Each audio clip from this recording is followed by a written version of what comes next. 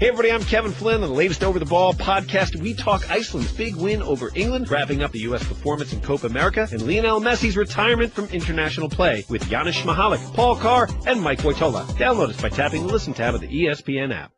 4 takes, that's you. 3 takes, not me. 2 takes if you lucky. First place, you got me.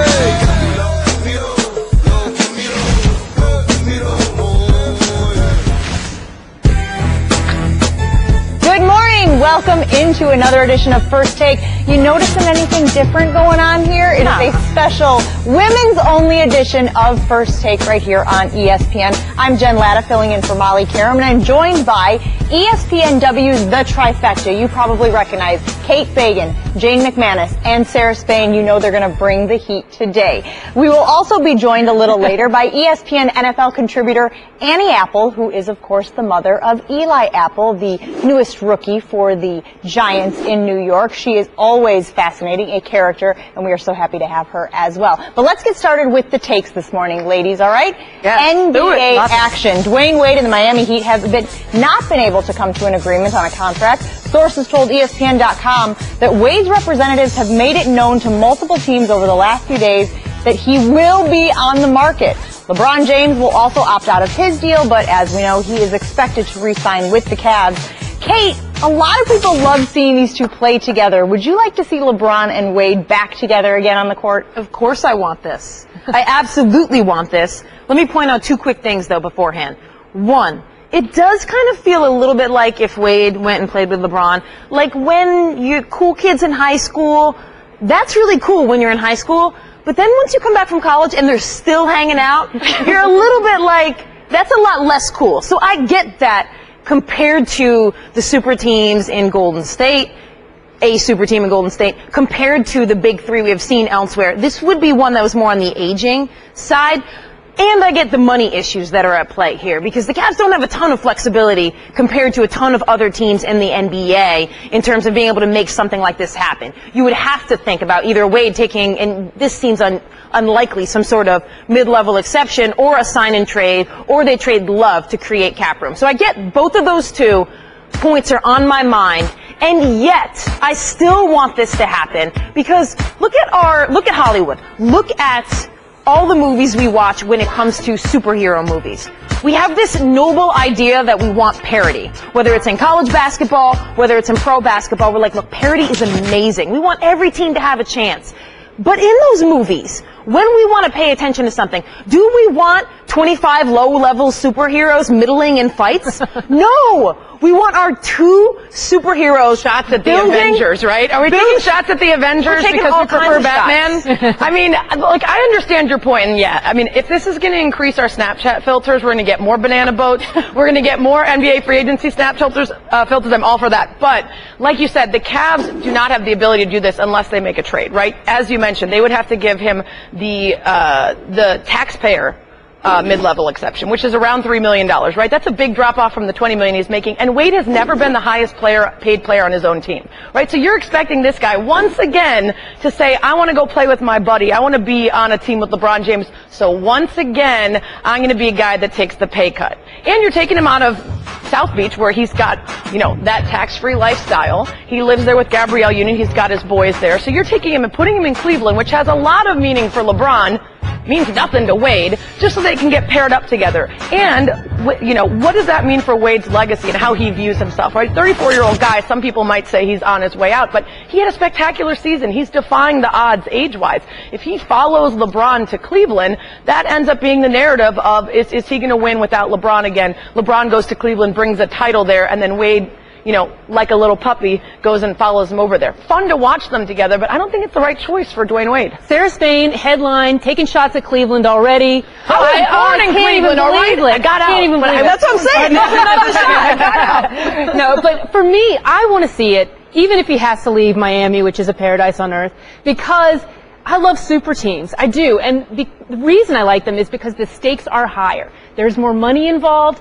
and there is winning on the line. You know they're only going there to get a title. So therefore, it ratchets up the attention on them. I like to think of the 2011 Eagles.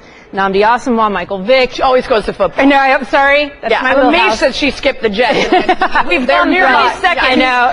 But how long we got till roller? We're just doing it for the rest of the show. It's only a matter of time before Sarah and I go to Chicago. I was happy. I know, right? Yeah. You're just lucky I didn't come to New York. So, but anyway, the Eagles then went 8-8.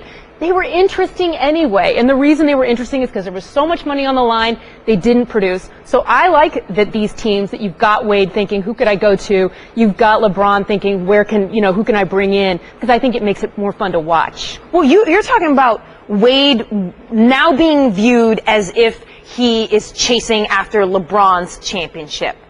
But I think considering the history that they have together, and considering that at one point it felt like LeBron was then tagging along with Wade, and LeBron was okay with that, and considering the friendship they have, and now I'm like psychologizing about them, but I doubt that that's playing into Dwayne Wade. And also, the fact that he, like, qualifying his year this year is, like, fantastic is a little bit above and beyond. He got paid $20 million, and he averaged, I think it was like 19 points per game. Yes, he got that team to the playoffs, but this is not a guy anymore who should be getting paid. Right, no, he's not a 1A for a team. I get year. that. And look, I understand your point about them colluding, or if you don't believe in that happening, possibly colluding to go to Miami. But that was also Pat Riley and the Heat putting themselves in the perfect position to get those three guys, right? They had, I think, one player on the books when they went out and tried to pursue those three guys. Would they have gone elsewhere if it weren't for the fact that team had the space, that team was in South Beach, that team had all that to offer? So I didn't view that so much as LeBron going to piggyback off Wade's previous successes with the Heat, or LeBron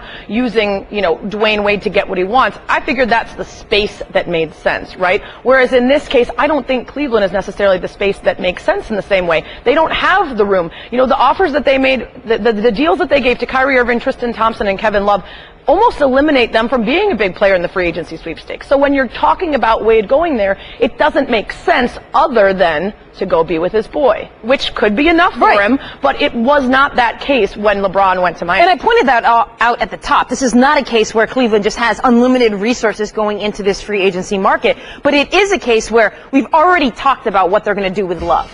And we've already talked about the fact that Love going elsewhere is, number one, good for Love and good for the Cavs. It's one of those rare moments where Love can then go back to being a more key cog in a place and also have a championship, and the team that he's leaving also needs to produce more at certain levels. Are you convinced he's gone, though? It sounds like you're convinced he's gone. Because the talk out of Cleveland sounds like they're like, look, it all ended up working out. Totally. Right? Like, well, because they're still in the honeymoon phase. Yeah, exactly. They're still in the weeks post-coital, if you will. I knew you would be I know. Other Kanye music video style, like, that was good, guys. We knew that was happening at some point. Wait till the morning after. Let's see what happens. It's still in that moment after where you're basking in the glow of it, as opposed to the time when now all of a sudden you have to focus on how you're going to win an NBA championship in the next upcoming season, especially considering that you can argue that the fact that they beat the Warriors was in large part due to certain injuries, and you can't necessarily say that they would be the favorite going into next year. In fact, Vegas doesn't have them as the favorite. So at that point, you have to look at where you can upgrade. And certainly Love is a key place when you consider the money and then also what output and Jane loves the narratives, right? And so she likes the drama of the passive-aggressive interactions between LeBron and Love. So you would probably like Love to stick around just so that you can have a whole nother year of LeBron, like, dragging his way through this mess and hoping that it ends well. Crying on him at some point. Yeah, at the end, that was like the perfect visual, right, for after a season of struggling, LeBron passive-aggressive, subtweeting everybody. At the end, the first guy that's closest to him when they win it is Kevin Love. Oh, everything's forgotten. Yeah. So next year it'll be Dwayne Wade then comes over, puts an arm around both of those guys, and they can all... Jane, let me ask you this. She's already talked about the odds. A lot of people would say that the narrative is that Cleveland is the team to beat in the East. Do you think that Dwayne Wade cares about his legacy as far as if he looks like he's following LeBron off to Cleveland? I don't think that's a thing for him. And you know what? Here's what I think. I think at this point in those guys' careers, it's about titles, right? That's what you play for, whether it's tennis or whatever. At some point in your career... Tennis mentioned. Well, we got Serena Williams coming up, and she's going for one. All right. right. These girls are just filling out their bingo cards. We got the Jane bingo. We're looking for roller derby, and I'm a mom. Right, exactly. It's coming up. It's coming up. But so I think they have to look and say, where can I win a title? What can I do? Because that's what matters. When your final Wikipedia page is going to have how many titles you won, and that's going to be one of the most important numbers that you can accumulate. For me, I think it's not only titles, it's who they get to play with. And we've heard the narrative from LeBron, from Carmelo, from Chris Paul, from Wade. We want to play with our boys, right? The Banana Boat Brothers. That's what I'm calling them. The Banana Boat Brothers want to play together. Now, Paul and Melo don't have the ability to get off the books now unless they go through a trade. They're still signed to their teams. But, Wade and LeBron are coming up at the same time. And that's two pieces that enjoyed playing together. Now, if they can start the trend towards somewhere and make it a possibility that they can get all those guys together. Look, they don't have that much time left. Wade's 34, the other guys are 31, 32, and not only that, but the number of seasons. 13 seasons for all of them. I think it's 11 for Chris Paul. They don't have that much time left to make the Banana Boat Brothers a reality. Well, and Carmelo's going after his other boy. Yeah. With, and also, Wade is in a different position than, say, a Kevin Durant, where then the conversation around him becomes, is he going to spurn loyalty and this team he was drafted into to chase a title? Dwayne Wade is in a position now where a lot of fans are looking at it as if Miami has not been loyal to him. Absolutely. And he has taken pay cuts throughout the years. And so it's a completely different position for him to leave, whether it is Cleveland or somewhere else, and be like, I wasn't getting respected where I was, as opposed to Kevin Durant, who's getting all the respect. And he's reiterating that now in his conversations, because in the offseason, after a contentious discussion last year that led to that 1 year, $20 million deal, he said, I hope next time it's smoother. I hope we just figure it out. And look, it's not again. So this, they're putting all their money in, can we get Durant? They're still deciding on Hassan Whiteside. So once again, he's left being the player that waves in the wind until they figure out what's going to happen. And for a guy like Dwayne Wade, who has brought titles to the city, and who has been the steady and sturdy presence throughout. Oh, and they're also waiting to see what happens with Chris Bosh. Add that into the mix as well. So everything around him is a mess. He's the one sturdy guy left, and they can't get it done for him, whether or not that's the Heat's fault or whether it's the result of all those pieces that need to fall. You're right. He's not going to leave, and they're going to say that's disloyal. He's going to leave, and they're going to say, thanks for what you did for us. We kind of get it. And that's the kind of murky territory you wade into when you're giving contracts. Yeah, Wade. When you're giving contracts based not necessarily totally on basketball merit, but on what had you done for this franchise before? What contracts did you take less money on? Is this an honorarium like you gave to Kobe? And all of a sudden, when the two of you, the team and the player, are going to look at it in a completely different manner. If it's not based solely on basketball. And for Dwayne Wade in Miami, it's no longer based solely on basketball. Right, so the expectations would have to be on the same page as far as what Wade expects from the team and what the team expects from him. And when you take those cuts, it better pay off in the future, right? That's what and he's you can't processing. Control for what changes in the future to see if they can pay off that promise. And you ladies have alluded to this several times, but the Durant domino certainly affects the rest of the league. So let's move on to him, because one day after Kevin Durant agreed to have face-to-face meetings with the Warriors, the Spurs, the Celtics, the Heat, the Clippers, and the Thunder. And not the Knicks. You forgot the Knicks and Hawks. the Bulls and the Knicks. The Knicks and Hawks want in the sweepstakes. Teams will have to wait for Durant to make a decision before moving on to their plan Bs, as we've alluded to. So, Jane, we like the sweepstakes. We like the Durant sweepstakes. It's kind of like The Bachelor, right? We talk about Evan, the erectile dysfunction guy who you think has no chance. Check. I got the on the bingo card. Perfect. Got it. Can't wait to look at my and you know your Knicks. Do you like that the players have this type of power? I do, and I think it's funny. Kevin Durant is the perfect player to look at this through the prism of, right? Because he gets drafted in 2007 by the Seattle Supersonics, and they pick up and they're like, oh, hey, pack your bags. We're all moving to Oklahoma. And then everybody's like, oh, but you've got to be loyal to your team. Loyalty is so important. And he's like, yeah, like, for man, me. I only moved there for Starbucks and Pike Place Market. Like, I did not sign up. I know, I didn't sign up. So I think it's really interesting that we put the onus on Kevin Durant and are like, oh, it's so important for you to be loyal. When he sees what happens, he sees how loyalty is trumped by money every single time by every player in this game. And by that, I also mean the franchises and teams. Well, and also, he's even admitted that he was 21 years old, I believe, when he signed that 5-year long-term deal. He said, I want to be loyal to the Thunder. I want to prove, my loyalty and how much I care about Oklahoma City and bringing a title here. after the fact, as he's watching guys like LeBron James change the power structure and say, instead of getting guaranteed long-term deals that ensure if I have an injury or otherwise, or my play drops off, I've still got money in the bank and years on my contract, they instead said, I want shorter-term deals. I want to be able to have leverage over the teams. I want to tell a team, you're not surrounding me with the people that I want. Cool, I'm out of here. I want to decide who I'm playing with on a year-to-year or every couple-year basis. Durant even admitted when people asked him about that, yeah, I was 21, I didn't really know any better, right? I was thinking old school, and LeBron changed the power structure of the NBA when he did what he did with the Heat. And now everybody falls under a different way of looking at things. And I appreciate that the players get that power, but I just think that the problem with that is then the same teams end up having control. Because, and not to speak for my own team, Chicago Bulls, but we never get the big name free agents. Is it Reinsdorf and people don't like to play for him? I don't know. Is it the Jordan era hangover? You don't want to step into the shoes of that guy? I don't know. Whatever it is, Chicago's a major market city. And at many different junctures, they've gone after the big name. They've cleared out the cap space. They've made room, and they've brought them, and they put them on the side of buildings and given them deep dish pizza or whatever the heck, and no one comes. So what happens with this power structure is it's the same players every time. And while I understand for those cities it's great, and while I understand for the narrative and the excitement and the ratcheted up expectations it's great, but for the rest of the league, it's like, we're never getting in on this. Ever.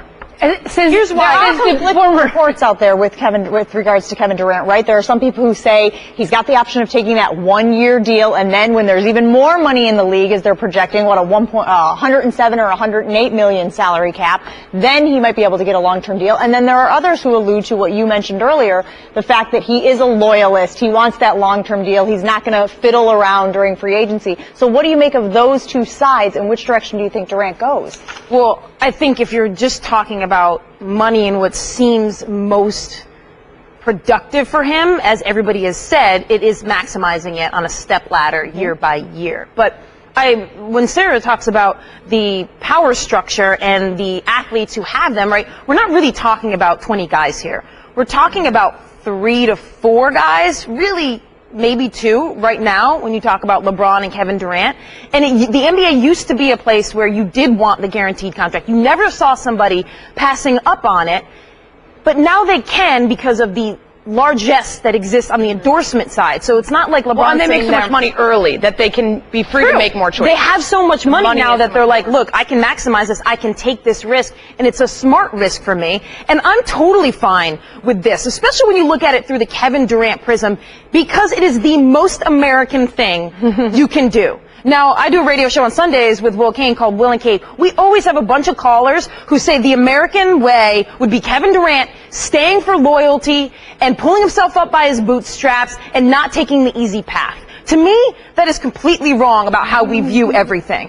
Kevin Durant is anti-capitalism. Yes, he's making his own luck here. What is more American than working your way up somewhere, and then when you get to the top, influencing the structure of how everything works. Calling the shots. And that's exactly what these guys in the NBA have done. They sat back growing up and watched so many labor negotiations and stepped into a league where they know, these guys at the very top know that they're worth 3 to 4 times more than they're even getting paid. Right. A lot of guys in the NBA are just making money because LeBron James. Well, and look at the old school with Michael Jordan. The greatest player in the game ends up leaving town because he can't come to terms with the ownership. And instead of saying we need to do whatever we can to keep him, the ownership won. That doesn't happen anymore because teams aren't stupid enough to pass up the big name players like that. They give them the power, they let them have the power, and they let them create the team around him. Again, I'm not begrudging the players that, because I think it's kind of BS that in sports, for some reason, we always side with the man being the team that we root for. We want players to give up money and time and where they want to be so that they can be loyal to the teams that we want to watch. Meantime, any other time in life, we're like, stick it to the man, go get yours, right? And we don't see the books of these owners. We don't look at what the yearly salary is for one of the NBA team owners, so we don't begrudge him when he tries to play fast and loose with the salary of his players, or lets a guy go, or doesn't want to give him the contract he wants. Meanwhile, he's sitting like Scrooge McDuck on a pile full of bills that we don't know or see, so we hold it against the players and not the owners. And that's exactly right, and I think you see that now with Dan Gilbert and some of the stuff that comes out about his businesses, and a lot of it is a little bit, I don't know how I feel about that. But at the same time, generally those books are closed. The only way we know anything about the NFL is because of Green Bay and because it's a publicly owned team. So we were able to take a look at some of their tax stuff, and that's basically the end of it. But what I think is so funny, Sarah, is that you're like, it's not going to benefit a team like Chicago, who is sitting on how many championships within living memory? It's been a while, Jane. They're sitting on championship built through an old model. Yes. Right. And the new model isn't working for us. Right. But you've got to take one for the greater good here, Sarah. I refuse. You know who's taking one for the greater good? The Knicks. I mean, they're not winning anything either. Like, well, you ain't got to go there. I'm just saying, really? It is Chicago versus New York in here today. Derrick Rose is a good piece for the Knicks. Okay. The best thing that ever happened to these owners was the release of every single contract detail and all of these sites that detail every single dime that a player makes and the structure of the salary cap. It completely puts the focus on how much guys make and how their pieces within it, and absolutely no focus at all on where all of that money that they're then getting paid to then generate even more money for the owners. All we focus on is like all of those sites that tell us every dime. You do hear often people say, well, how much money does one guy need? Right. And that's when you get critical of the decisions that they are making. I do like your point, though, however, of it only being a few guys in the league who actually have the power, because we're seeing a lot of these players who are kind of being held captive to the Kevin Durant sweepstakes. Yep. Well, and what Barnes don't know what they're doing until those dominoes fall. But also what we see is in those salary dump situations where teams want to clear space in order to be able to woo those free agents, sometimes those guys who get dumped via trade end up in places, and it's great for the small market teams that couldn't get after the free agents because they get players that they want for less than what they would have given up. They get guys in a trade just to clear off space. And so there's interesting dynamics there, and it does spread the wealth a little bit in the end, but never enough to even the playing field. And that's the only thing for me is, I know you said you don't care about parity that much, but for me, I think the NBA, it is tough when it comes down to the same teams every couple years. It is a very interesting conversation. These ladies are already off and rolling. Weigh in on Twitter. Of course, you can find First Take at the hashtag or the @ First Take. We did already hear from Larry, who said, all female panel on First Take. More of that, please. Larry, thank you so much. If you've got a different opinion, you cannot say it. Who runs the world?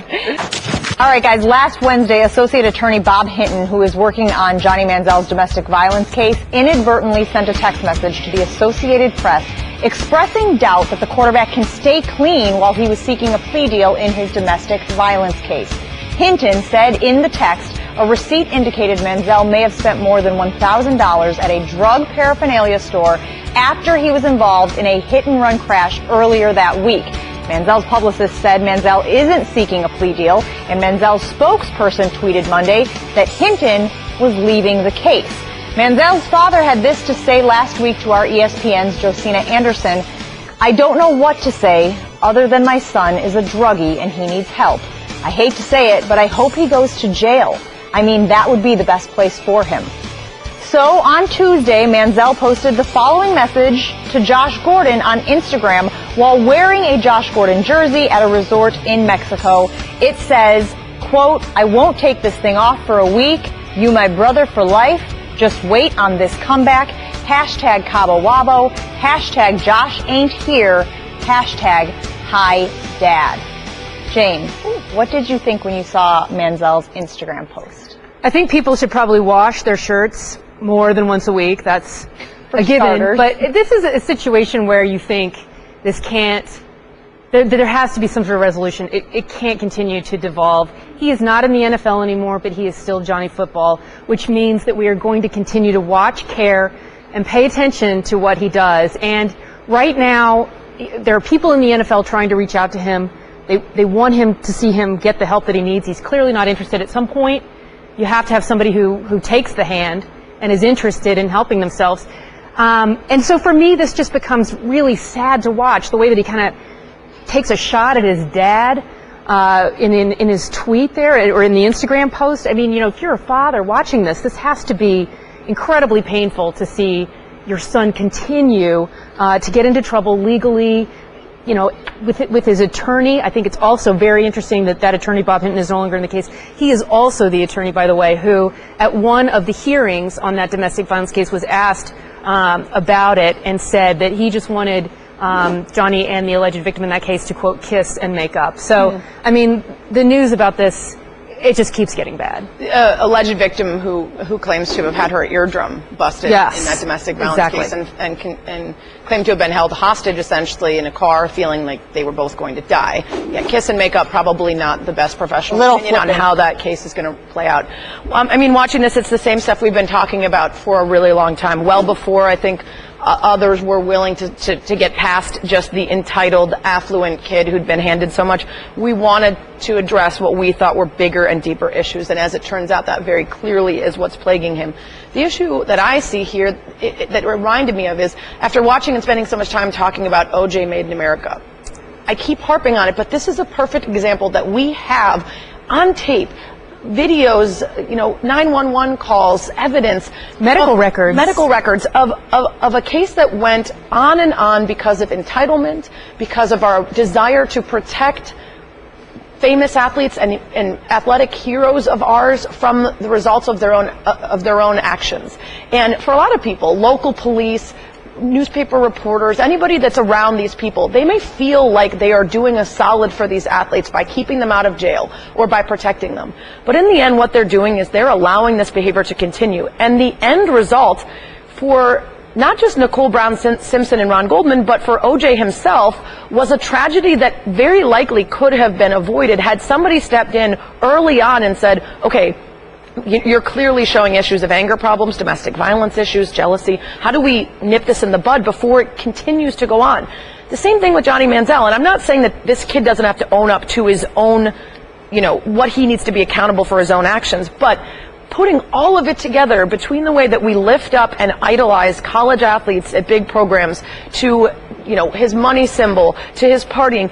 There was sort of a flippant way that we talked about this for a very long time until it sort of jumped the shark. And now we're all blaming Johnny for this without addressing our own failings and implicating ourselves in the way that we allow these things to happen to athletes. And then finally, when they take a turn, we say, well, we're not responsible for him. He's making bad decisions. Well, how many bad decisions did he make before this that people let him off the hook for? Right. The question becomes, how does the system then not just at one point enable these athletes and be viewed, I'm sure, by them in a positive light, to then coming back around and hurting the athletes in the same way that the system, in the way you look at it right now, often hurts the collateral damage around the athlete, for sure. That's something we often talk about. But then when you drill down, you realize that, and we have talked about this, you realize that this system is not serving the athletes either. In the same way that the three of us have talked about, like the Patrick Kane case, or other cases in the past where because you know the system is broken, nobody gets justice. Right. Because you don't know and you can't trust certain systems to give you what you think is some kind of truth, well, then you end up frowning upon Patrick Kane while he never gets his bit of freedom and resolution because the system can't acquit him. For clarification, because we don't are you talking about the fact that the system needs Both the domestic systems. violence victims to cooperate in order for a lot of these cases? Yeah, I'm talking about how none of us necessarily trust that just because there's not a conviction on something that somebody was innocent, right. You have which to, is not fair. You have to accept the gray area that like lacking a guilty conviction does not mean a lack of guilt. It doesn't mean innocence. So with Patrick Kane, for instance, he ends up being, he has to take the blame of being accused of something, and he never gets to prove his innocence, but he also doesn't get convicted, so then the alleged victim is assumed to be lying just because there wasn't a conviction. And so in the end, you have a gray area that leaves nobody. Well, or you look at what happened with Ray Rice, right, where he punched his then girlfriend, and everybody said, oh, well, how do we know that happened, et cetera, until the video came out. So, you don't have video on the Patrick Kane case. You don't have video on a lot of these cases, Jose Reyes, anybody who comes out. And yet, at the same time, that doesn't mean you can say with any certainty that something didn't happen. Because we know that the legal system, when it comes to these types of cases, is broken. DAs don't want to take these. So to bring it back to Manziel, the issue then here is that with Manziel, we don't have video, we don't have anything, we have multiple reports, and what happens is, if we continue to go like this when there's no conviction, or when the alleged victim is unwilling to pursue, which she is in this case, but hadn't been in previous accounts, if we say, okay, well then they must be innocent, let's move on, we're not doing right by anyone, the alleged victim or the athlete. And people think that we're doing right by the athlete by enabling and by letting them continue to play through these issues and by not punishing or suspending without conviction, when in fact we are continuing to open the door to further issues without ever addressing the real issue, which it requires counseling. Let me play devil's advocate for a second, though, because Johnny Manziel is an adult, and the NFL or a parent is not his keeper. And in some level, people have the right to make their mistakes. They make bad decisions. They wear a jersey that they're not going to change for a week in Cabo. Very hot. There are lots of things that people are allowed to do because they're adults, and then we give them consequences afterwards. Right. So in some ways, I can see the point that why is it that the NFL or a coach or anybody else should judge someone before they get but Johnny Manziel benefits from the choices he makes. Everybody around him who decides not to punish the early steps and to wait until things are so out of control that his dad says, I don't think he's making it to his next birthday. Everybody who waits and decides to let him off the hook from little minor things over and over, they aren't benefiting from it the way he is, except for in their own minds, whether it's a local cop who feels like he's doing right by the team that he cares about. But you have had a number of people, and you ladies alluded to it, who have stepped in and said, I'm here, I'm willing to offer help. Obviously, he's not a product of the NFL anymore, so when you did this before, it kind of made me think that's their approach to that situation. Not a product of the NCAA anymore. Certainly his family has tried to step in. Who, if not Johnny Manziel taking responsibility for his own actions, should be the person or people who step in and help this? Zero. At this point, it's Johnny Manziel. And I think it comes back to just personal accountability. I think what we're talking about is how at certain times the system has not demanded personal accountability at the right moments in time. Like for Johnny Manziel, there should have been some personal accountability demanded while even he was at Texas A&M. Absolutely. If you read Wright Thompson's piece in ESPN, the magazine from a few years ago, you could already see the train going off the rails. The culture of enablement, right? And at no point have we demanded personal accountability from him in the same way that we have, like we're demanding now. Like we demanded from Ray Rice, like we demanded from Jose Reyes, an ongoing situation with the Mets just signing him. With Johnny Manziel, it's like we haven't demanded personal accountability at any point until maybe right now. There is actually one entity still that has responsibility in some way, other than his parents, but it's the NFL Players Association. He is still a member of the NFL Players Association, and I think that they could come in and do, and they are, and so is the NFL. They're all trying, but I think there is that organization that is there for him and is trying. Okay, well, the cynic would say what's in it for them, but hopefully they are looking out for the best interests of the players who have represented them at one time or another. Now what you dream and tell me just what it is, what it's gonna be. With the 10th pick in the 2016 NFL Draft, I didn't really have an idea. We worked so hard for this. The New York Giants select Eli Apple. Maybe a superstar. Eli, the Big Apple. Maybe a superstar. Yeah, that worked out really well, didn't it? After being drafted 10th overall by the Giants, rookie defensive back Eli Apple has been the talk of New York, but not for the reasons you might think. Of course, we haven't gotten into the season yet, but his mom, Annie, has been snagging headlines left and right, most recently for dropping her son off at OTAs, which we discussed on the show last week. After that, Annie, you're very proactive. Hey, First Take, still waiting on that invite. Let's make it happen. Love you guys. But skip town on me. Yeah. First of all, scared. for the record, it's not that easy to get on First Take, okay? So all y'all out there can't listen. But we do have Annie Apple here with us today, and she has shown already to be very insightful, such an interesting perspective on the NFL and being a mom and all of those other arenas. So let's start with this. Okay. The criticism that you have received for being out there. How have you handled it? I think, it's just like I always say, my focus is, I like to focus more on how good God is rather than how awful people can be. So that's my approach to life. So I take everything with a grain of salt. And I think as a parent, in parenting the whole process, when you have an athletic kid or just a gifted kid, it's like to keep them grounded. And that goes for the parents as well. So as long as I don't get caught up in the hype, the hate doesn't really bother me. You just have to take it as it comes and be even keeled and kind of know who you are and know what your identity is, and then from then on, you take it all. I'm very social by nature. I've been on Twitter since 2009. You know what I mean? Al Gore not invented the internet, and I invented Twitter. So for me, it's just part of my personality. I was like that when I was in high school, when he was a recruit, when he was in college. I was on Twitter when we won the first college football playoff championship. Go Bucks! You know what I mean? So it's just, I think, you know, what you do is you set a certain amount of standards and rules for yourself. I don't live tweet during a game. I don't discuss team business or whatever, because that's family. So I mean, but anything else, I tweet mostly about chocolate, you know, and Wendy's spicy chicken, and just, you know. The Bachelorette. The Bachelorette. Big on that. Just bring back Chad, please.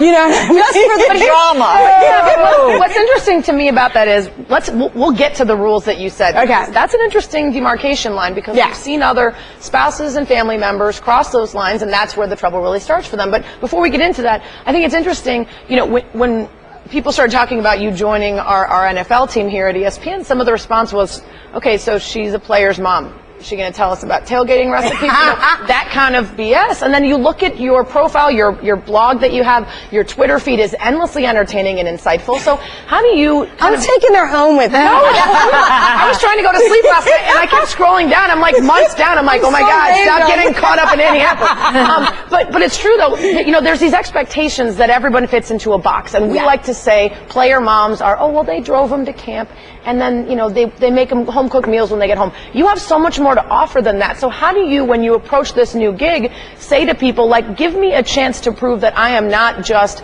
the supportive mom. I have insights, and I have things that I can add that other people don't. But I think the key is to try not to have anything to prove to anyone. To just really be organic and be authentic and be who you are.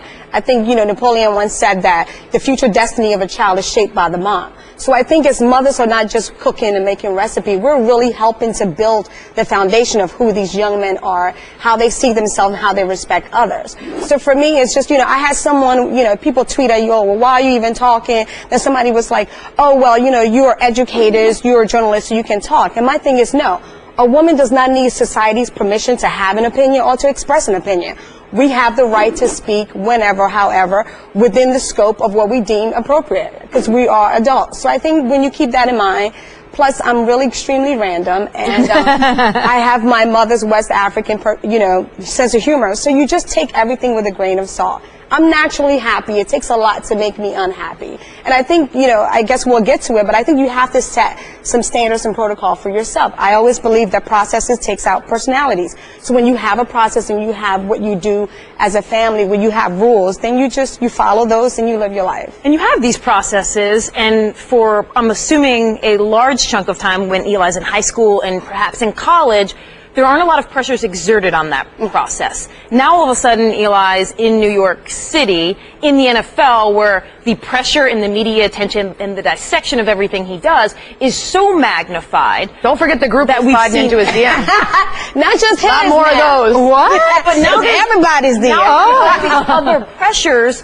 and you know, we've talked to Miko Grimes, you know, the wife of Brent Grimes, about how things that have been said about Brent in the media and around him aren't true, and then therefore you want to respond, because perhaps before it's your son, it's Eli, but the conversation around him hasn't taken off. Now all of a sudden he might be your son, and the conversation that you don't have control over, people might be saying things that you don't agree with. So how do you deal with that? Oh, I mean, first you have to understand, you know, New York is a huge city. I love this city. I've lived here. I've worked here. Our daughter was born here. But Eli also came from Ohio State, where it's a big program. It's not some small school. So we've been through it. I've read it all.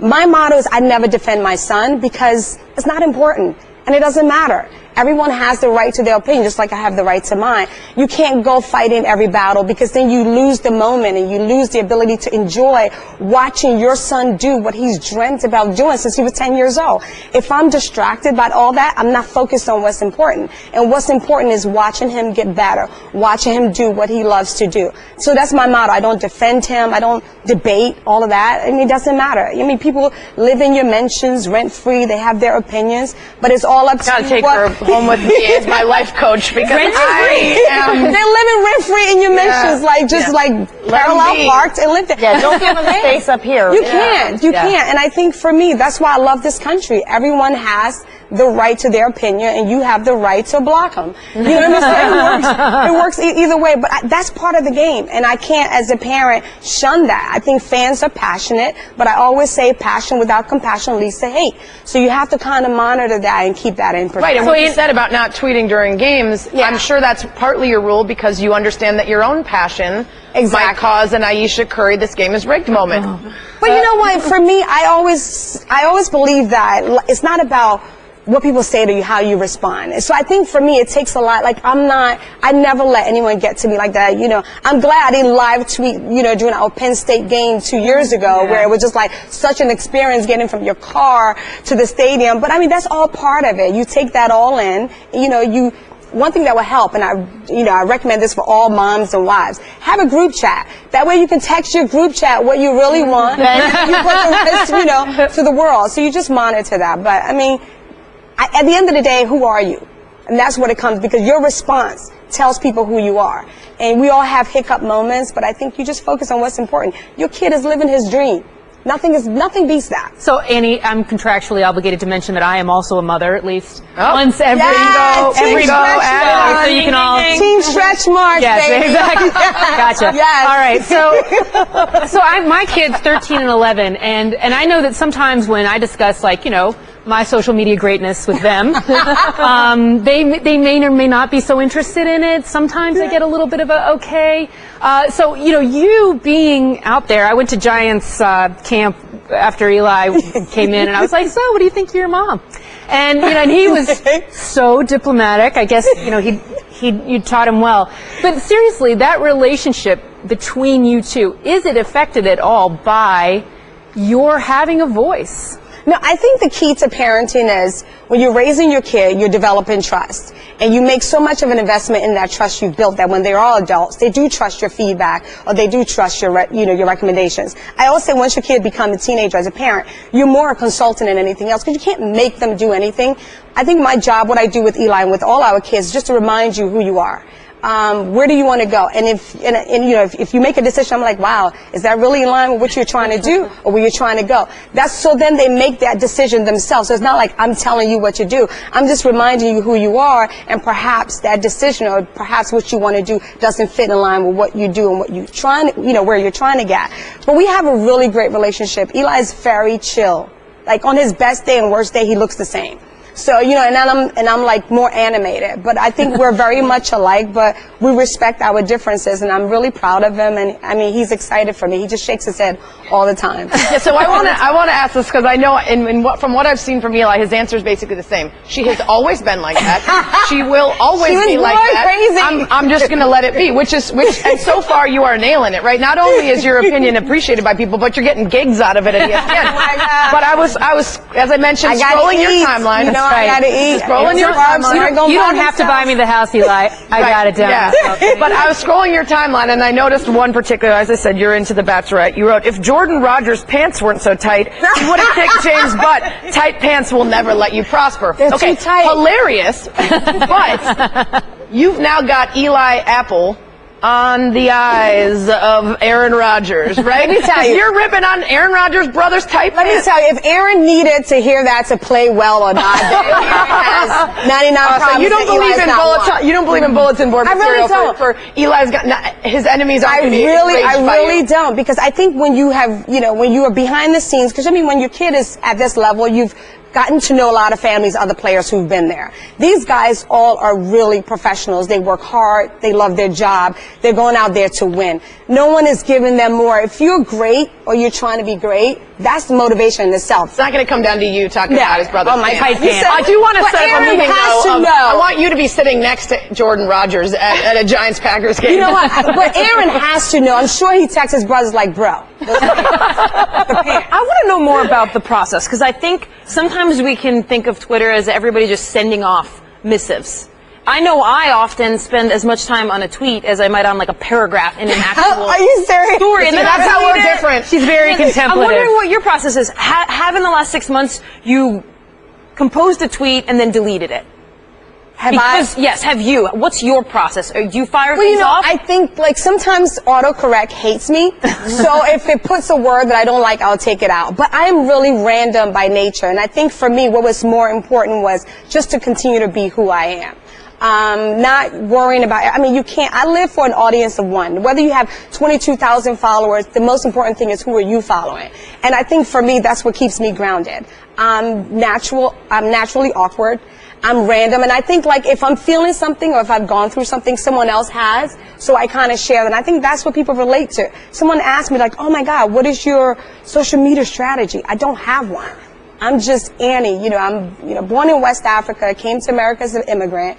We had nothing. My mom had, everything we owned was in her purse, and she left it in a cap. So I mean, like, I know what is. So since then, I will walk behind her because now I've become my mother, and I leave and forget everything. Yeah. So I mean, for me, I'm just naturally, I'm thankful. I stay, grateful. So for me, it's not whether I tweet something. I'm random. I would complain, if I need more chocolate, which I think you said once. Think twice. Tweet once, though. So there is something where you're aware, like it can't go straight. Like I might go straight from the brain. I don't actually type it. I've got it rigged so that my Twitter just types whatever I'm thinking. That's why I get myself in trouble so much. But you know what? I never really. There's nothing. I mean, you're gonna offend someone no matter what you say. I mean, you can say, "Oh my God, I love red." Well, why don't you like green? Yeah. You hate all green. I mean, you can't live for that. You have to just know this is who I am. Really, I started blogging and tweeting probably 5 years ago because when you're a mom, you have 4 kids, you have a husband, you have so much random thoughts. No one wants to hear it. So you just want to share it with strangers. So for me, I always love writing. So that's just the way I get it out. But I think, I do well, I think. You do well. So you know what I mean? Yeah.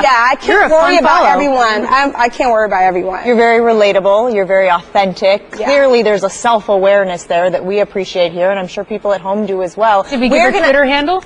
Her Twitter handle is Survive in America without the G. No G. Survive in America. You can follow Annie Apple there. She's actually going to continue to join us here on the show a little bit later and all season long on ESPN here at our NFL show. So, oh my God, this is so awesome. I feel like the lost member of Bananarama. It's really cruel summer. That is the second time we've talked about bananas on this show. Maybe a little bit more later on. Hi, this is Reese Waters of All Center. This episode, Great Canadians, the most corrupt sports organization, failed marketing campaigns, and the best wrestling heel in sports. Plus, Ricky Smith Raconia talks all things Cavs. Download on the Listen tab on the ESPN app. One of college basketball's greatest leaders passed away on Monday. Hall of Famer Pat Summitt, an 8-time national champion who spent 38 seasons as the Tennessee women's basketball coach, died at the age of 64. Summitt, of course, won 1,098 games, led the Volunteers to 22 Final Fours before stepping down in 2012. Of course, we now know that she was suffering from early onset dementia, So a lot of conversation about Pat Summitt and women's sports and women's basketball over the last 24 hours. What happens to the respect for women's sports now? Nothing. Stays the same. I think, normally when we have topics on First Take, I have a bunch of notes written down. All I have written for this one is I usually write notes, but I'm not writing them here because you wrote that down. Yeah, I usually write notes. I just would have left it blank, probably. No, I wanted to remember to say that part. Okay, got it. See, it's one level. Right. Because I wanted to more so dive into what I was feeling yesterday, which was for probably the first time while being on SportsCenter or certain shows, I felt like when I mentioned being a women's college basketball player and playing in a 2003 NCAA tournament, there was a kind of respect delivered to that. And I was amazed last night. I couldn't really fall asleep, and I was like, what an interesting day that Pat Summitt had to die to deliver that kind of respect to women's basketball and to female athletes. Everything that she worked for in her life, for them to be that kind of outpouring was amazing. And then I was thinking, yeah, but so many of the people who were like, Pat Summitt was amazing, respect, I feel this, are going to be the same folks going forward tweeting disrespect about female athletes and women's sports. And I think what people have to, what I was feeling last night was, how sports is so much about a community. And we all are a part of the community when we're talking about men's sports and male athletes. And you almost take for granted that when you share a story about it, when you talk about it, people are going to care about what you're saying. And I actually felt that yesterday in women's sports. And I knew as I fell asleep that it was only going to last as long as we continue talking about Pat Summitt. 48 hours maybe, perhaps a week, where it just wasn't going to be cool to slam female athletes in women's sports out of respect for Pat Summitt. Then we're going to go right back to it being very easy to be as disrespectful as you want to be. 100%, you're right. What was so great about seeing all those former players of Summitt talking was people were listening to their words and their stories. Even random people who were tweeting out, you know, their short interaction with Summitt and what it had meant to them. Those were getting shared. Everyone was, you know, talking about that. And that's so rare when it comes to listening and caring about the stories of female athletes and their experiences. What I thought about was we've been talking so much about the influence that Pat Summitt had and the legacy that she left for women and girls. Let's talk about also what she did for men, and specifically male basketball coaches. When she was hired in 1974, she made $250 a month. She drove the team van. She washed the team's jerseys. And by, I want to say it was 2008 or 2006, she was the first millionaire female college basketball coach, women's college basketball coach. She made $2 million her final contract. Right. So she goes from nothing, when the NCAA didn't even recognize women's basketball as a sport, to ushering in an era of TV contracts, salaries that are going up, attention, respect, admiration, more than before. I'm not saying it's equal with the men's, but, and you look at this stat. I did take one note for this topic, just one. 1972, so 2 years before she came on as head coach, 90% of women's college sports teams over all sports were coached by women. 90% of all women's college sports coached by women. 2016, 43% of women's college sports teams are coached by women. The money goes up, the prestige goes up, the attention, the TV contracts go up, and who wins? Men. More male coaches getting those jobs because now they want them, because they can make the money and they can have some of that prestige.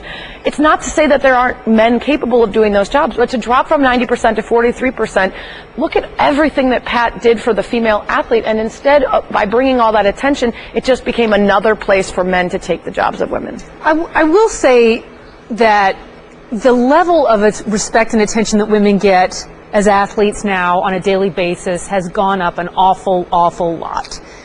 It's not perfect. And, you know, we saw that from reading some of the documents that came out in the University of Tennessee Title IX case, where even when Pat Summitt was coaching, behind her back, she was getting horrible comments from people on, you know, in that athletic department. Right. But at the same time, you know, when the WNBA has, you know, when the playoffs are going on, you have NBA stars tweeting about the athleticism, respecting it in a public forum. That's something that's fairly new. You do have, salaries have gone up for women, not just, and maybe, you know, the WNBA isn't the best bellmark of that, but in other sports as well. Women in tennis make a ton of money. Endorsements are another area. So we do see an improvement in quality of life, the ability to make a living as a female athlete now, something that wasn't even really on the table, certainly not in basketball, when Summitt came into the game. And I get that. My only thing is we wait for these outliers that have to do unimaginable things. The success has to be so great that we can't deny them. So Pat Summitt is the winningest coach in Division I history, men or women. Okay, we'll give her her due. Becky Hammond is the first woman to be an assistant coach for an NBA team and to be a head coach for an NBA Summer League team. Okay, well, she's an exception, so we'll support her. Instead of giving any other woman who is in the sports world or who is working towards a career as a coach the benefit of the doubt that she could become as great as these women, the assumption is those are outliers. Well, and we'll give them... and then what ends up happening is the general mainstream sports world pats itself on the back for being willing to say, man, that Pat Summitt, she could have coached an NFL team. Yeah. Right? She could have coached a men's team. Look at how progressive I am to feel this way. Or I'm cool with Becky Hammond, who's an Olympian and a 10-time WNBA All-Star coaching men. Pat yourself on the back, when really it's just a blip on the radar, and there's absolutely no movement that's necessarily being made widespread to garner everyday female athletes more respect. Instead, it's just that one moment that you can feel really good, and then it's gone. But this is one of the things I struggle with, and to your point about the coaches, if women want to be on an even playing field as men, we want to be invited to the party, we want for them to select us based on our merits and all of those other things, not just checking a box,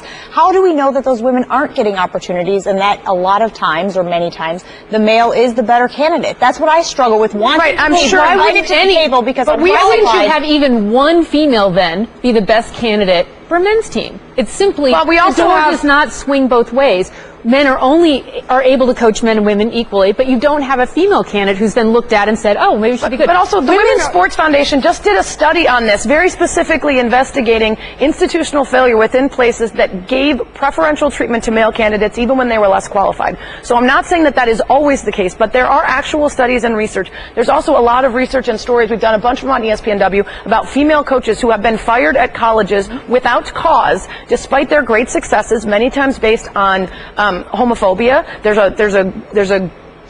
isn't a single women's college basketball coach that is out of the closet. And not a single one. Now Jennifer Azzi is. Oh, okay.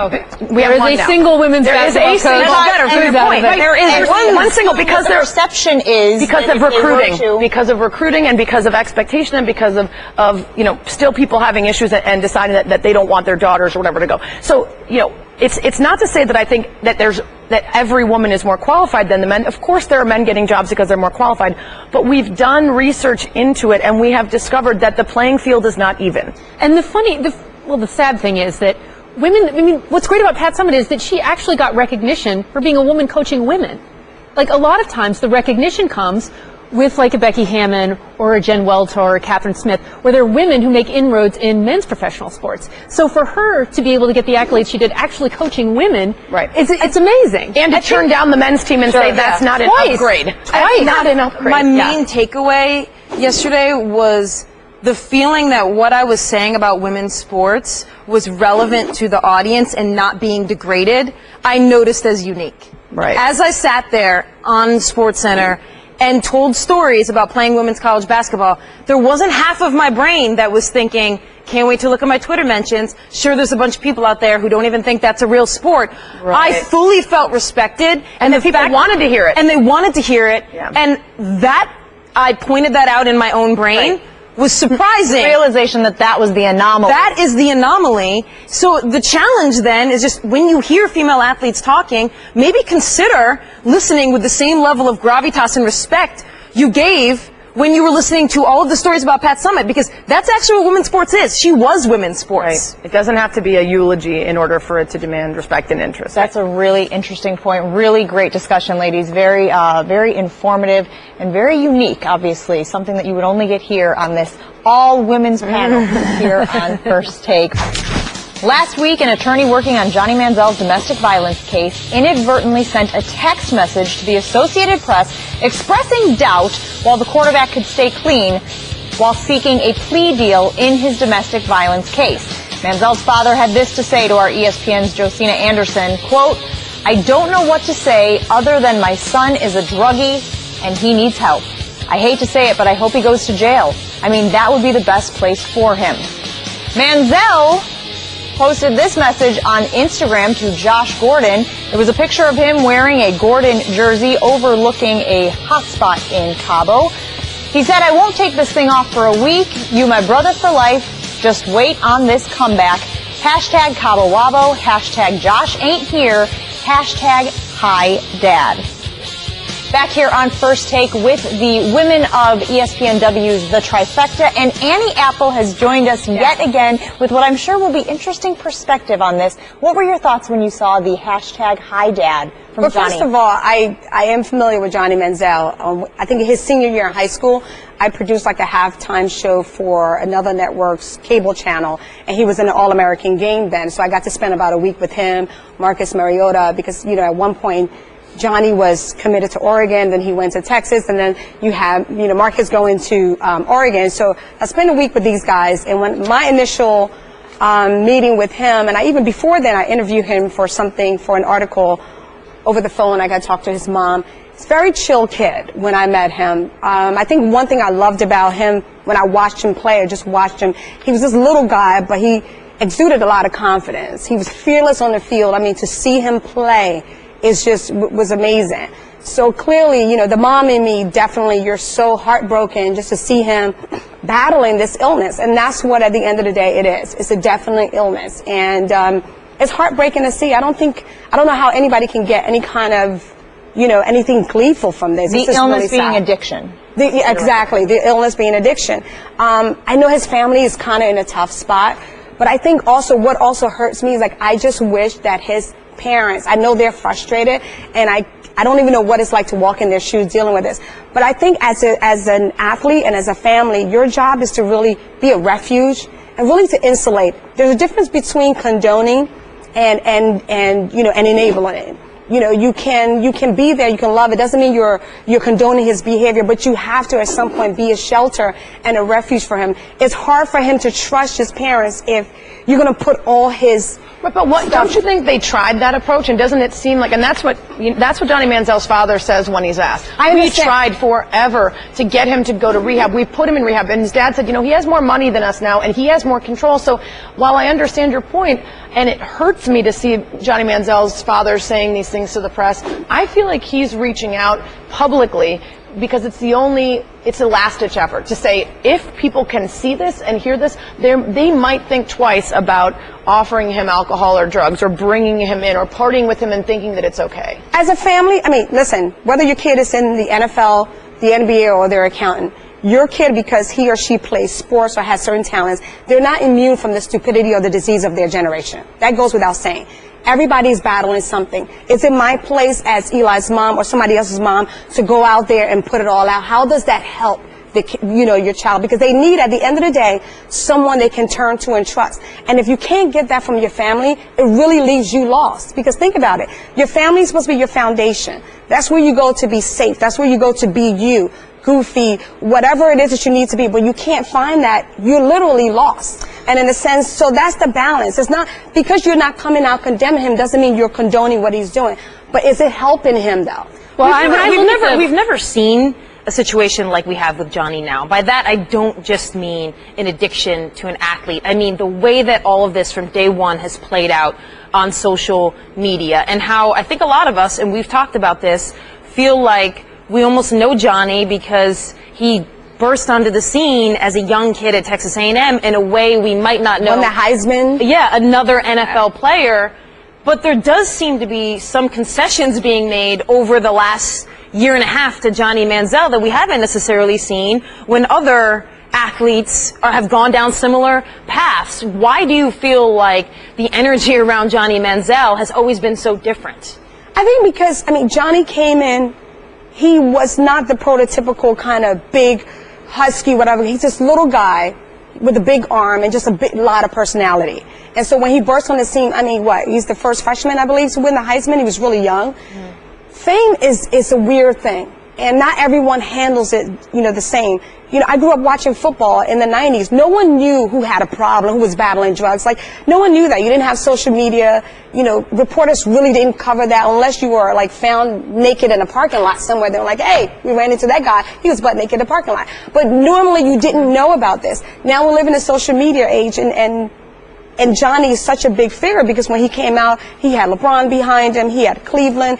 It was just, I sometimes feel like he just wanted to be everything to everyone, which sometimes that's the other part of fame. And I think that's where the family has to come in. You have to keep them all grounded. What I think is so interesting also about that particular Instagram post is the hashtag #HiDad. And I think, part of it when I read it as a mom, I think rebellious 12-year-old, kind of poking. Not 12. Well, right, exactly. But it seems that very kind of risky, immature, kind of I'm going to do this in spite of what you want kind of behavior. When I see that, I see pain. Yeah. I see pain. I see, it's like, think about the one person in your life that you trust the most, and you feel like that person completely betrayed you, whether it's rational or delusional. You feel that way. I mean, that's what I see. I just wonder. I think it's pain shrouded in defiance, though, and I just wonder. While I understand your point about being a refuge, if you go however long they've gone quietly, and you are already in so much pain watching your son self-destruct, add on top of that people saying, "Well, where's his family? You know, what are they doing? Maybe you're doing a lot behind the scenes, and people are still saying that he's got no one to support him and blah, blah, blah. And now you're at the point where you've lost him. Even when you've been as supportive, you've given him a refuge. You haven't condoned, but you have said this is bad for you, like let us get you help. And nothing has changed. It's gotten worse until you get to the point where you've lost him, and now you have no control. So your last-ditch effort, because his father genuinely believes that he will not live till his next birthday, your last-ditch effort is to say, I need to make this public so that everybody understands the severity of the issue, and I get help from whoever is willing to do it. I think for me, I asked the question, is this going to help?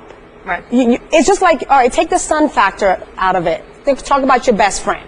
Somebody who that's your girl, she's entrusted you with all her secrets. Then all of a sudden you go up one day and just, lay it all out. It doesn't matter. That hurts. You're no longer a refuge for that person. But will the people who know my best friend and run into her then be more likely to understand her issues and want to help versus enabling and furthering? Well, the problem is that there is an infinite supply of enablers when it comes to Johnny Manziel. Because it's money. It's money, it's fame, I'm going to take a picture with him. He's wearing the number 12 jersey. He's got 3 selfies, I think, that ended up on Twitter, during the plane ride, right? So the problem is that it doesn't matter if you put that message out there. People are still going to want to be with him. At what point do you say as a mom, he's an adult, he's making those decisions, he's on his own. At what point do you start putting some of the onus, or maybe the majority of the onus, on the young man? Oh, you have to put all of it on him. And I think that's the misconception. Because you're not putting him on blast doesn't mean you're not holding him accountable.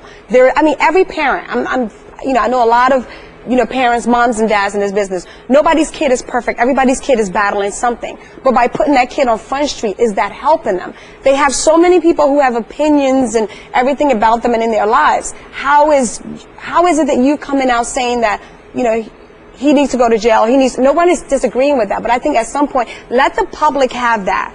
For me, my job is to be there for him. I don't care about anything else. Eli's my number 1 priority. And if I feel like I have gone through it and it's not working, there has to be other means. For me personally, I wouldn't do that to anyone. If I know you're battling something and you're already facing huge public scrutiny, I'm not going to add that to your burden. I know some of sending Eli off into the NFL and the concerns you might have are alleviated by, you hope, the foundation you laid. Yeah. And yet he's still walking into a spotlight where we have seen it be, yes, it's a privilege, but it can be taxing, it can be destructive. How do you, as a mom, talk to him about what it might be like to all of a sudden be in this new environment that has in the past, fame can change people? Exactly, but I think... How do you do that? It starts when they're probably about 5 or 7 years old. You can't start trying to raise a kid at 18. You can't do it. You have to lay down that foundation and hope you're building trust and you're building accountability. So by the time they get to that age, they're never going to be perfect, because there are no perfect people, there are no perfect parents, there are no perfect kids. But I think if you can lay that foundation, it's like, when you plant something outside, like I planted these flowers and then like the following year wow, you didn't see them all winter, but they're there. It's the same thing with raising your child. Even if they act crazy, you have instilled that, something in them, and hopefully it comes out. And also the organization. I love the way the New York Giants handled Eli's transition. He got drafted. We didn't get a private jet or anything. We flew commercial. No designer clothes. No designer clothes. No Rolexes. But if you feel the need to donate a Rolex, women's size. Wow. America. But 5 of them joined. But I think for us, I love that, because we flew commercial. We're on the same flight as Carson Wentz, and he comes out, there's like this black Escalade waiting for him, all Philadelphia media. I'm like, oh my God, good luck, Carson. And then we went and got our bags. My brother picked us up in his minivan. We went home. A week later, Eli reported with all the other players. I love that, because it was such a great transition, because you're not a superstar. This is not about fame. This is a job. This is your job. And I think that's the family's responsibility, to keep you there, your job. And Eli, I think for all the rookies, the hardest challenge is making that mental leap. Because football they love, they're going to be dedicated with that.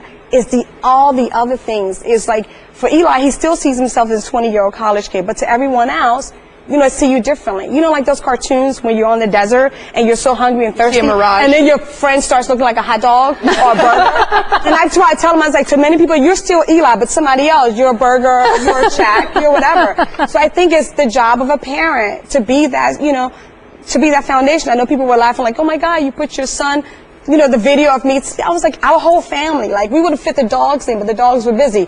Like that's what we do. That's what we do as a family. Like we share those moments and we keep him grounded. And I think that goes, and I just hope, I do pray, honestly, I do pray for Johnny, and I do pray that he gets it together, because, he has great talent. He's just, whatever the disease is, I hope he gets help. That's the most important thing. Your perspective today has been so wonderful, really refreshing, and I can understand why people have taken an interest in what you have to say. Again, you can always follow her on Twitter. The handle send again, me chocolate. Survive in America. No G. No G's in her house either. She's still my G. You guys are awesome. Thank you. Hey everybody, I'm Kevin Flynn on the latest Over the Ball podcast. We talk Iceland's big win over England, wrapping up the U.S. performance in Copa America, and Lionel Messi's retirement from international play with Janis Mahalik, Paul Carr, and Mike Wojtola. Download us by tapping the Listen tab of the ESPN app. Jason Day became the latest player to decide not to go to the Olympics, and he gave the Zika virus as part of his reason why, joining Rory McIlroy and Adam Scott as top 10 players in the world who have withdrawn from this year's games. This is something that Serena Williams addressed on Tuesday. She said, I think it is sad, but at the same time, I obviously understand where they're coming from and how they feel. Part of me feels that way too, which is why I'm going in, with a whole mindset of how do I protect myself and how do I prevent and also raise awareness for this. That's kind of how I'm looking at it. Serena also acknowledged that it is difficult for someone that's in a sport like golf. They have different goals. Obviously, in tennis, the goal is to win Grand Slams. What is your reaction to this situation, Sarah? Well, I think it's sad as we're watching more and more athletes be faced with this really difficult decision. And, Serena Williams mentioned it. If you're in a sport like tennis or golf or any other professional sport, we've seen a lot of the NBA guys decide, maybe it's health, maybe it's, wanting a rest, or maybe it's, the Zika virus and the other issues around the Olympics. But they are in a position that they can say, I'm choosing not to. I can still make money and endorsements and do the highest level of my sport without needing the Olympics. For all the amateur athletes out there and for all the athletes that are in sports that do not have dominant professional leagues, this is the pinnacle. This is what they've worked their whole lives for. And, there's a lot of fervor leading up to every Olympics. There's always something, whether it's unfinished buildings or terrorist threats, that people are talking about. There's a lot of buildup. It's a very, very, very flawed event every year, every time it happens and it comes around. No matter what. This is different. It's different because it's unfinished buildings and Zika virus and polluted waters and political unrest and crime and murders. It's a lot put together. It is a country that is in great turmoil and is not positioned economically or otherwise to host. So you're asking these athletes who spent their whole lives working towards this to make a decision that is a risk to their health and to their future health of their families. And I understand why, the other element is golf, by making the very uncreative decision when asked, in creating golf as an Olympic sport and bringing it back, having it be the exact same format as all the other tournaments they play, it doesn't make it special. There's no reason to go to the Olympics and to play. It's not a special format. It's not an interesting and new turn or twist. It's the exact same thing as the tournaments they're playing in at home, but it carries risk with it. So they can say no, and there's almost no negative to that. And while the amateurs don't have that choice. And as we see, Rory McIlroy, LeBron James, any number of athletes pulling out, particularly NBA and golf, I think it also just highlights that there's this caste system of athletes who are now participating in the Olympics. We have the ones with options, right, who are going to be fine if they miss this. Like if any golfer or a tennis player misses one event an event on the tour, they're going to be just fine. And this is just another event during the year. And I kind of feel like it's more up to the national, the U.S. national team or the team in England, or to decide for a whole class of athletes. To have them all be able to opt out one by one, I think diminishes the trickle-down diminishment of the team. You want the USLC to be able to force athletes to? I'm not saying they should force them. What I am saying is that they need to go in and make absolutely sure that they're completely comfortable. Right, but we had a summit in Chicago for ESPNW, and we had a panel of, I want to say, 5 or 6 Olympic athletes. and every single one said, I know the USOC is giving me all the information I need. I know they have my best interest in mind. I'm not really worried about it. I feel great going because this is my dream, and I know that they would tell me if it wasn't safe. I don't agree with that in the slightest. In what universe is any Olympic, and my apologies to the USOC, but not really. Sorry, not sorry. Sorry. The IOC has earned criticism over the years as well. Every faction of the Olympic process is incredibly corrupt. So if you're an American athlete, whether or not you believe that the USOC is slightly less corrupt than the IOC, is slightly less corrupt maybe than FIFA, and that's about it. Like, you're still in a position where you are trusting someone that has a vested interest in your participation to give you all the information you need and to make a decision for you that may or not actually be right. And to me, that's why I don't think you can ask them to say you have to do this. Or in a perfect world, perfect world, that's what would happen, though. In a perfect world, Jane, you would have. World isn't perfect. I know, but you would have an organization that could be trusted to make a decision. Right. And that's not going to happen. It's not going to happen. That's why you would send the best team. When there's money involved. The truth is, the Olympics needs a disaster. Let's be honest. Right. It's awful to say, but it's a disaster. Because nothing changes in this world until there's a catalyst, until something reaches a flashpoint where people can stop saying, well, we've always skirted by. No. The Olympics, I'm not saying I want a disaster. I'm not saying that this should be where we're at. Just that nothing will change. But in fact, if we're looking for the long-term health of the Olympics, we need this Olympics to be a disaster. And I'm not saying that we want people to get sick. I'm just saying we need all of that to happen if we truly believe it's a sliding scale, though, Kate, because there have been, like Sarah referenced earlier, there have been major issues at some of the and it's always been okay. You've got Munich.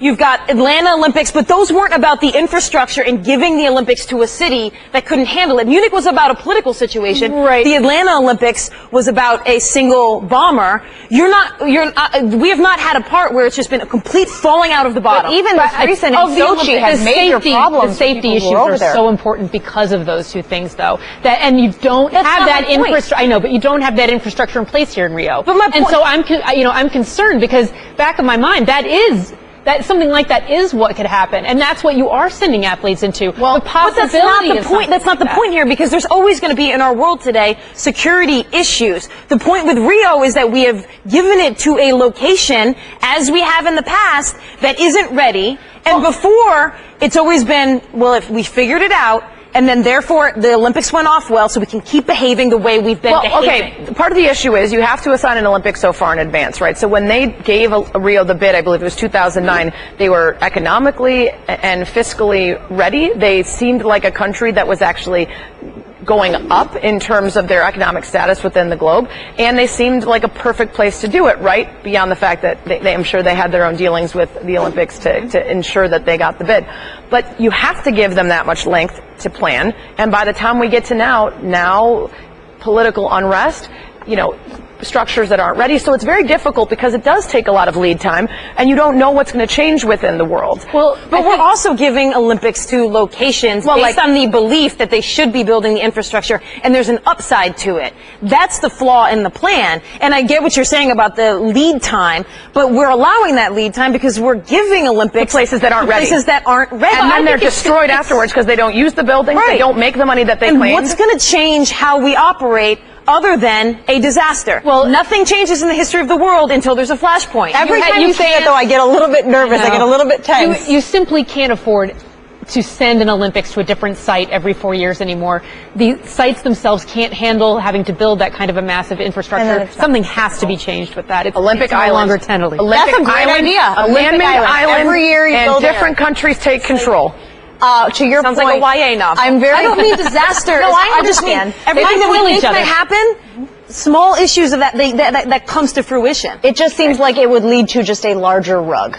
Okay, we've got this size rug now. Disaster continues to grow. We just throw a bigger rug. And then the question becomes, do we think that's what happened with FIFA? But look at did they just build a bigger rug, or are we going to actually see change in FIFA? That's debatable. Look at hockey, though, with the netting. Look at what baseball is approaching with the netting. You're right about something major happens, and then change happens. And then there's action. IOC member Barry Meister, I believe his name is, was very critical of this decision by Day, saying, if golf can't produce top athletes, in my view, it shouldn't be there, which of course takes the conversation in a different direction as far as what sports should be at the Olympics if they cannot field the quote-unquote quote, best amateur athletes. League sources are telling our Mark Stein and Mark Spears that the Philadelphia 76ers intend to make a serious push for restricted free agent Harrison Barnes. Philly can offer Barnes a 4-year max deal for an estimated $95 million, y'all. If Barnes signs the offer sheet, that is, Golden State will, of course, have 3 days to match the offer as a restricted free agent. Fill in the blanks. Barnes getting a max deal is like... It's like using your Six Flags Fast Pass for the Wild West photo booth. Okay? You've got a free ride to get something great. You can beat everyone to get something great. And instead of using it for the Batman ride or the American Eagle, you use it for the Wild West photo booth. The money's there. You got to spend it. They've got to get somewhere. And they're going with a guy who absolutely undercut his own worth in the finals. A guy whose stats were so depressing that...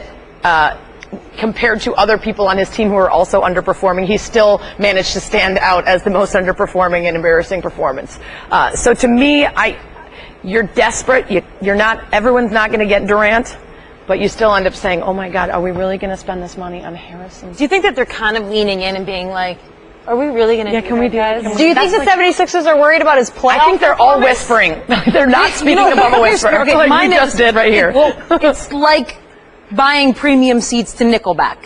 You're basically paying the most amount of money for mediocrity that you can possibly find. I'm okay if you want to see Nickelback, but please don't buy premium seats. You're going to see They're just as bad from the last row. Not, Jen, as you mentioned, this is not just about Harrison Barnes playing poorly in the NBA Finals. This is about Harrison Barnes, if you look by any metric, including the eye test, is an overrated, mediocre player. I mean, you look at 538 does their mellow metric, which is projecting the impact about wins over replacement for every NBA player. Now, Harrison Barnes equivalents are Thaddeus Young, Marvin Williams, Mike Miller, Tim Thomas. Those are fine names. I think Harrison Barnes, especially when you take into account how celebrated he was coming out of high school and what level recruit he was, and a lot of times the kinds of things he does for the Warriors, I expect him to get a good amount of money. But for the Sixers, who now, for the first time ever, are stepping into the free agent market, and they're going to say to their fan base, yeah, we got rid of Hinkie. We got all these draft picks. We got all this money for Harrison Barnes. That's why it's not quite right for the Sixers. The one thing I will say about Harrison Barnes, though, in his defense, is that we do have the opportunity in this case to see him be the face of a franchise. And while you might argue that being a third or fourth or fifth option on the Warriors allows for some good shots because their focus is not on you, it also means that you're not the number one option. So if you make him the number one option somewhere, how does that affect his play? It's worth looking at. I don't know if it's worth looking at. That was my analogy. That was my analogy. So hard to take that angle for Harrison Barnes. But by every metric, that's a flawed angle. Right. Oh, that was my angle, which is that Harrison Barnes now moving to 76ers is like going from being, one of the important but not so great, ensemble cast of Hamilton to going to star in a high school production of Our Town. Yeah. Then that was mostly just Jane loves Hamilton. Right. And Show Tunes musical. But it makes sense because it's true. You get to be the star on a team that had 73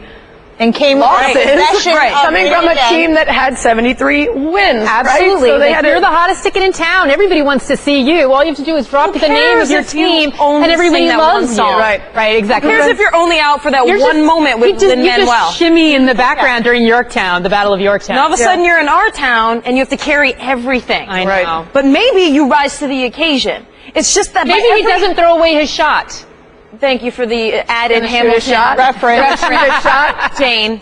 We saw him shoot a lot of shots in the finals, and he didn't make any of them. That's the problem. And another criticism of him is that he hasn't improved his game during his NBA career at all. People point to the fact that Draymond Green got better in various categories year by year by year, and you've seen the improvement. With this guy, it's been very stagnant. And you can never answer this question about Harrison Barnes, which is if you remove him from the Warriors, where he's often the fourth or fifth option, will he play better and rise to the occasion? You can't answer that question, but by every metric, he gets benefit in his numbers for playing alongside those guys. His numbers aren't dropped. They rise because he plays there. Darren McFadden did not break his elbow trying to save his new phone after all. He told the Arkansas Democrat-Gazette that he was in a friend's backyard after a funeral and slipped on cement near a swimming pool. Jane, are you buying this new story? Well, he had one, very clearly not true story and then replaced it with another even more boring story. So I have a feeling that the truth probably involves skydiving, maybe bungee jumping. A moped. Looking for a lost dog in a Madrid or something. See, here's the thing, is when you're given an explanation, it can't be too boring because we know you're lying, and it can't be too exciting because we know you're lying. So this one with Darren McFadden, it's in the too boring range. So we still got to get in the middle ground here before I know exactly what happened. Right, when Carlos Boozer had just joined the Bulls and he said he was so excited to run to get to the door to see who was ringing the doorbell that he ran there and tripped over his bag and broke his hand in the exact spot that you break it when you punch a wall. Yeah. It's just like that, in fact. Just like that. I'm waiting for the third or the fourth story. No, all I'm saying is if your response is that you fell instead of your response being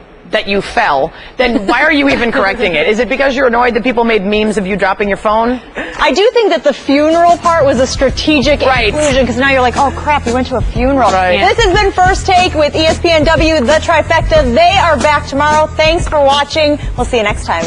Deuces.